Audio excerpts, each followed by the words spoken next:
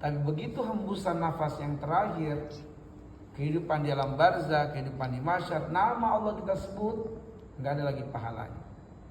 Penghuni kubur menyebut nama Allah, ya Allah, ya Rabbana, sebagaimana yang Allah badikan dalam surat As-Sajdah misalnya. Ya. Mereka berdoa, Rabbana absarna wa sami'na farji'na na'mal salihan inna mungkin. Semua doa-doa para penghuni kubur tidak lagi bernilai pahala. Semua nama Allah yang mereka lafazkan dengan penuh ketulusan dan keikhlasan tidak lagi bernilai pahala. Kapankah doa lafaz Allah dizikirkan, diberikan pahala? Ketika hidup di dunia.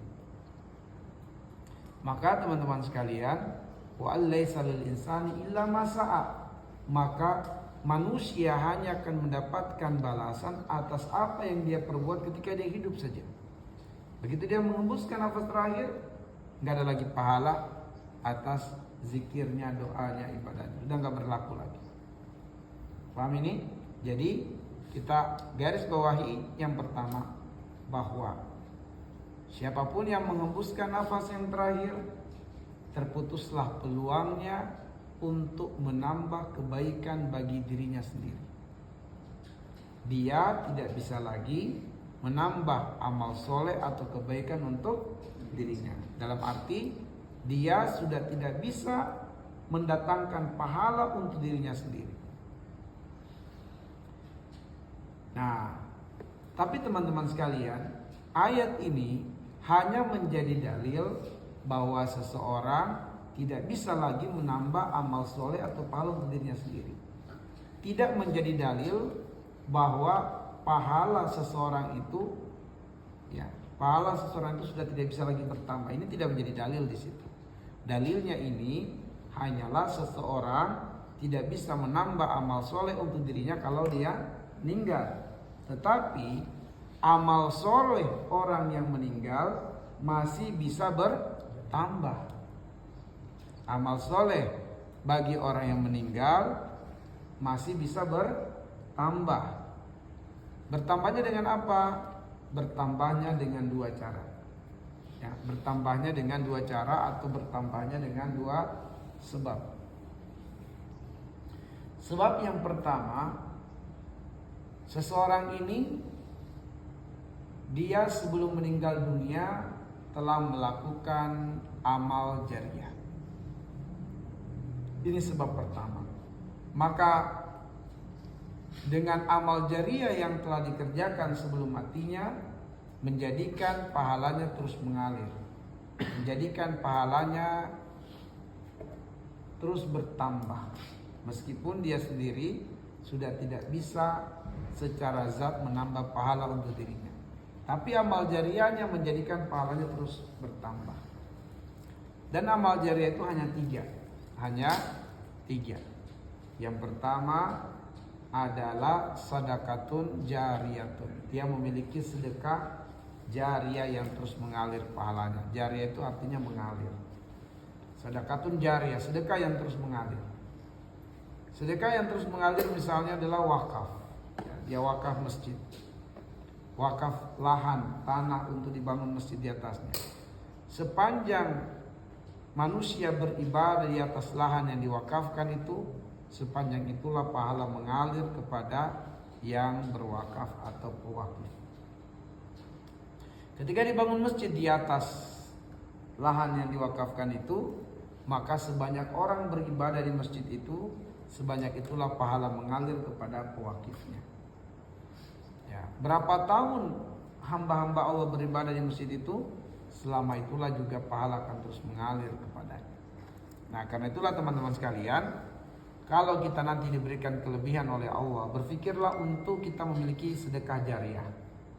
Ya, kalau kita punya sedekah jariah, berpikirlah sedekah jariah itu langgeng, lama. Kalau kita sedekah jariah lampu, pahala akan terus mengalir kepada kita ketika lampunya digunakan, difungsikan. Tapi lampu ini berapa lama? Mungkin setahun, 2 tahun, 3 tahun. Setelah itu lampunya akan padam, dibuang, mati, nggak bisa lagi berfungsi, berhentilah amal jariah. Atau wakaf jendela masjid, selama jendela itu digunakan, pahala mengalir. Tapi ada waktunya masjid perluasan. Jendela yang kita wakafkan sudah termakan rayap, dibuka, dibongkar jadi kayu bakar, nggak lagi dimanfaatkan, berhentilah amal jariah. Ya. Berhenti dari situ. Tapi bisa saja bertambah dari sisi yang lain, yaitu kita menjadi sebab orang lain melakukan kebaikan. Maka ada yang menyumbang jendela, ada yang menyumbang. Nah, kita dapat pahala dari menjadi pelaku pertama yang dicontohi oleh orang lain setelah kita. Ya, pahalanya. Tapi untuk pahala barang yang kita wakafkan itu sudah tidak berlanjut karena sudah tidak digunakan. Tapi tetap dapat pahala dari orang-orang yang mencontohi kebaikan yang kita lakukan pertama kali. Oke.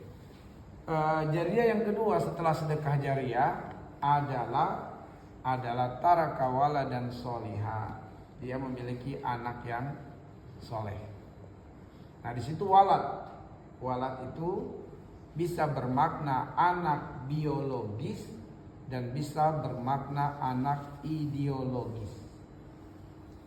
Bisa bermakna anak biologis, bisa bermakna anak ideologis. Anak biologis ya anak kandung, anak ideologis peserta didik. Ya, atau mungkin anak angkat. Anak yatim yang dipelihara, diasuh. Nah, itu bisa menjadi anak ideologis, bukan anak kandung, tapi dididik, dibesarkan oleh seseorang dan menjadi anak yang soleh baik, maka itu disebut dengan anak ideologis. Ya.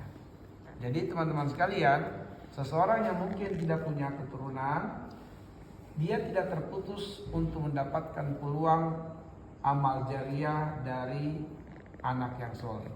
Caranya dia bisa mengangkat anak asuh, anak yatim, lalu dibesarkannya, didiknya. Maka itu termasuk makna anak yang soleh ketika anak itu tumbuh kesolehan.